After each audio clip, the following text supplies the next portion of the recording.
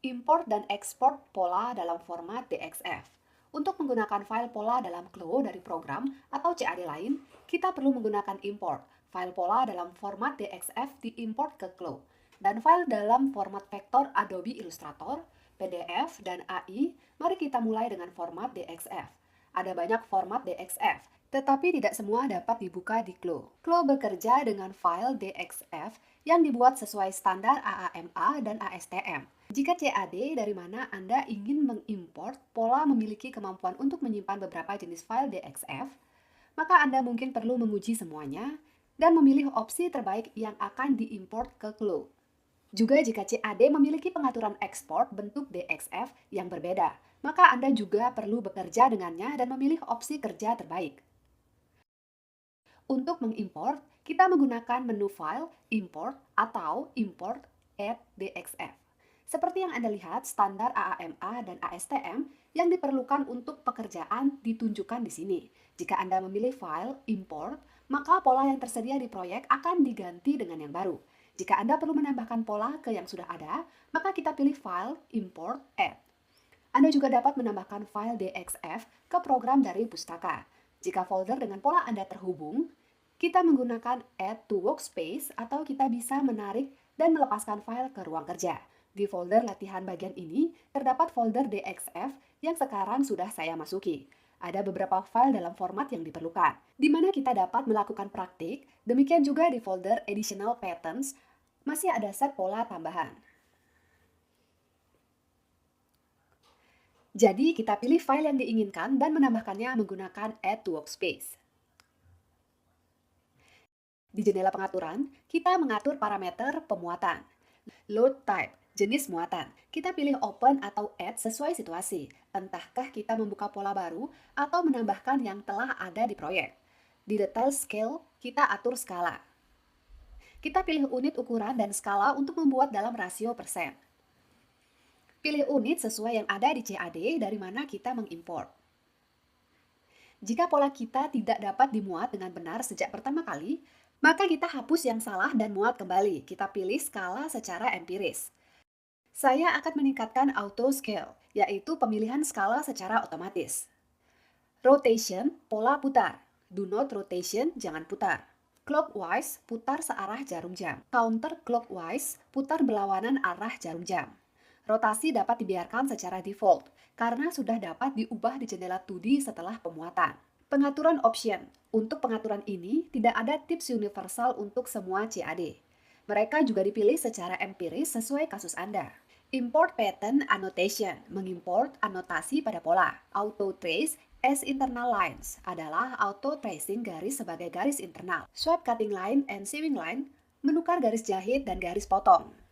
Jika pola Anda memiliki kelonggaran, maka kita gunakan ini agar programnya mendefinisikan kontur internal sebagai kontur detail dan memisahkan kelonggaran. Jika tidak, kontur kelonggaran didefinisikan sebagai kontur eksternal, dan kita menjahit di sepanjang kontur detail internal dengan tidak menggunakan kelonggaran. Include notch, termasuk notch. Auto distribute, menyebarkan pola di ruang kerja. Optimize all curve point, mengoptimalkan semua titik kurva. Import draw curve points, mengimport lengkungan titik kurva.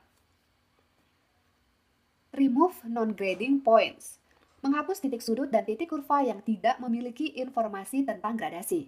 Ini berlaku untuk format file AMA DXF. Convert to seam allowance, mengubah garis kelonggaran pada pola seperti saat memulai CLO. Untuk dapat bekerja dengannya, gunakan tool seam allowance. Parameter saya tinggalkan seperti ini dan saya klik OK.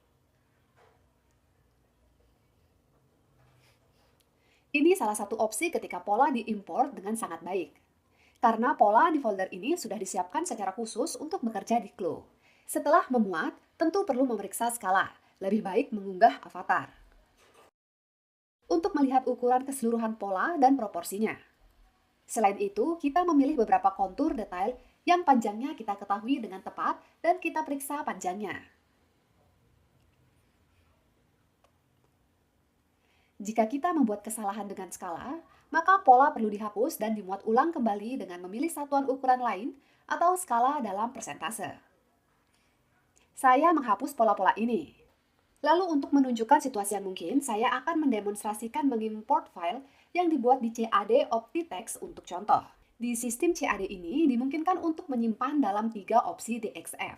Pertama, saya mengimport file jeans yang disimpan dalam format DXF yang tidak sesuai dengan Glow. Saya menambahkan file ini, menetapkan pengaturan, dan beginilah pesan yang kita lihat jika formatnya salah.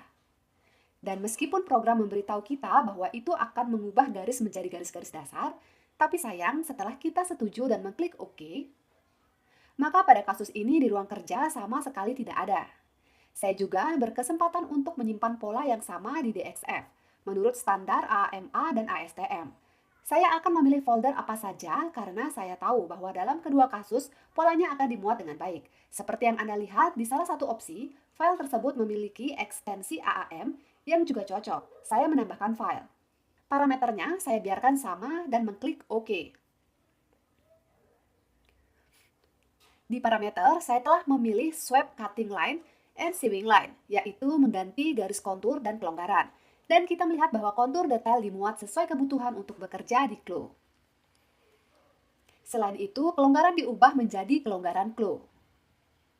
Juga mereka masih berupa garis-garis dasar yang berada di bawah garis kelonggaran. Dan pada sepanjang garis-garis dasar ini, kita dapat memeriksa apakah kelonggaran kita telah dikonversi dengan benar.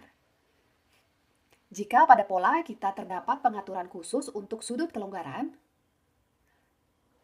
maka mereka mungkin tidak dikenali dengan benar di Glow dan akan diganti dengan pengaturan standar. Seperti di kasus ini, maka dengan bantuan Tool Seam Allowance, perbaikannya akan diperlukan.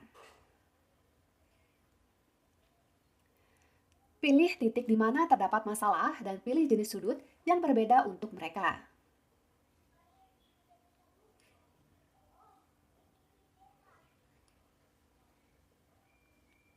Sehingga kita memeriksa di mana-mana dan memperbaiki seluruhnya. Semua garis dasar yang akan diperlukan untuk pekerjaan harus diubah menjadi internal, tetapi yang tidak diperlukan harus dihapus. Saya membuka garis-garis dasar dan mengubahnya ke internal yang saya butuhkan untuk bekerja.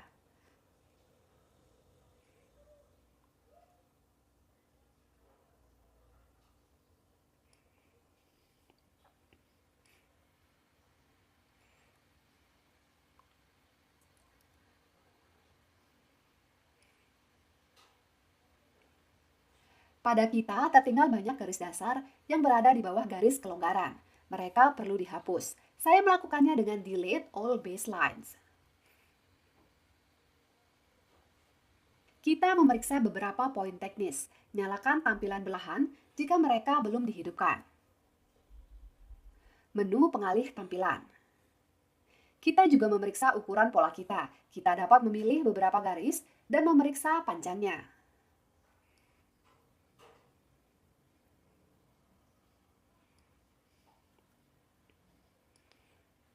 Atau kita dapat mengaktifkan tampilan semua ukuran garis dan kontur. Dengan demikian, kita yakin akan ketepatan skala dan keakuratan import belahan. Jika Anda memiliki gradasi pada pola dan saat menyimpan dari CAD, file dalam format rule yang juga dibuat, yang berisi aturan gradasi, yaitu fitur memuat gradasi ini. File saya langsung diimport dengan gradasi, karena file rule yang saya miliki berada di folder yang sama dan memiliki nama yang sama. Karenanya semua titik sudut disorot dengan warna hijau. Saya dapat mengaktifkan tampilan garis gradasi di jendela 2D dan melihat semua ukuran saya lainnya. Di tab grading, saya juga melihat ukuran saya. Tetapi saya dapat beralih ke ukuran yang saya butuhkan untuk bekerja dan memvisualisasikannya di avatar. Dan saya juga dapat mencoba semua ukuran di mode review. Jika file rule Anda memiliki nama yang berbeda dan atau berada di folder lain, maka dalam hal ini gradasi tidak akan otomatis dimuat. Maka Anda perlu membuka file gradasi pada tab grading. Ini dapat dilakukan dengan menggunakan tombol Open Grade Rules. Temukan file rule di komputer. Buka ia dan gradasi akan dimuat. Anda juga dapat menyeret file rule dari pustaka ke jendela kerja. Dan dalam hal ini, ia akan muncul. Lalu kita bisa bekerja dengannya. Selanjutnya, kita bekerja dengan pola. Seperti biasa, kita dapat memutarnya, menempatkannya kembali.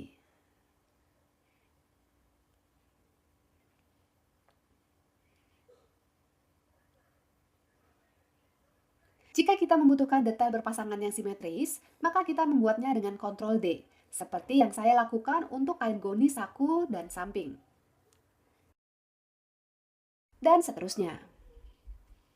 Jika Anda bekerja di CAD dan ingin mengimpor pola di Flow, maka pilih pengaturan penyimpanan DXF di CAD dan juga pilih pengaturan import yang sudah ada di Flow. Saya berharap Anda akan dapat mengatur pekerjaan secara efektif. Di Flow juga dimungkinkan untuk melakukan prosedur sebaliknya, mengekspor pola dalam format DXF untuk pekerjaan selanjutnya dengan mereka di CAD. Kita dapat mengekspor semua detail atau hanya memilih beberapa. Untuk mengekspor, kita gunakan menu File, Export, Pattern Outlines DXF. Kita pilih folder tempat kita ingin menyimpan file kita dan beri nama.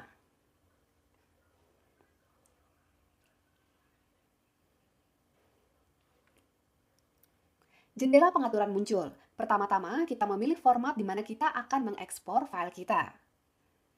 Kita dapat memilih format dari beberapa yang diusulkan. Anda perlu mengubah mana yang paling cocok untuk Anda. Untuk OptiText, saya memilih DXF ASTM. Selanjutnya muncul bagian Scale. Di sini kita pilih satuan ukuran dan skala. Saya memilih milimeter dan skala 100%. Rotate, putar. Saya tidak memutar pola. Tetapi kita dapat memilih untuk memutar searah jarum jam atau berlawanan arah jarum jam. Bagian Option, Export without grading, mengekspor tanpa informasi tentang gradasi. Dalam hal ini, hanya ukuran dasar yang akan diekspor, yang dicentang pada tab grading. Export without baseline, ekspor tanpa garis dasar. Duplicate notch on seam allowance, menduplikasi notch pada kelonggaran jahitan. Sweep cutting line and sewing line, menukar garis kelonggaran dan jahitan. Jika Anda mengekspor pola dengan kelonggaran, maka cobalah cara kerja pengaturan ini. Di tampilan pola Anda di CAD, Anda pilih opsi yang sesuai. Convert curve point to stretch point, ubah semua titik kurva menjadi titik sudut. Optimize all curve points, mengoptimalkan, mengurangi jumlah titik kurva pada kontur. Export pattern bounding box. Dalam hal ini, pola akan diekspor sebagai persegi panjang dengan kontur detail padanya. Dan akan lebih nyaman untuk mengedit gambar saat bekerja di Photoshop, misalnya, atau program grafis lainnya. Single bounding box, membuat persegi panjang tunggal di sekitar semua detail. Separate pattern bounding boxes, membuat persegi panjang terpisah di sekitar setiap detail. Export selected patterns, mengekspor hanya detail pola yang dipilih. Dan bukan semua pola. Pengaturan yang kita pilih saat mengekspor dalam satu atau lain cara mempengaruhi bagaimana pola terbuka di CAD Anda. Maka Anda perlu memilih kombinasi pengaturan untuk kasus Anda. Saya biasanya mengekspor pola tanpa kelonggaran dan tanpa gradasi. Lebih nyaman bagi saya untuk melakukan kelonggaran dan gradasi di OptiText. Saya juga lebih suka melakukan tata letak pola yang ekonomis di CAD. Di sini, setiap orang perlu menemukan sendiri urutan pekerjaan mereka untuk kenyamanan maksimal dan bekerja yang efisien.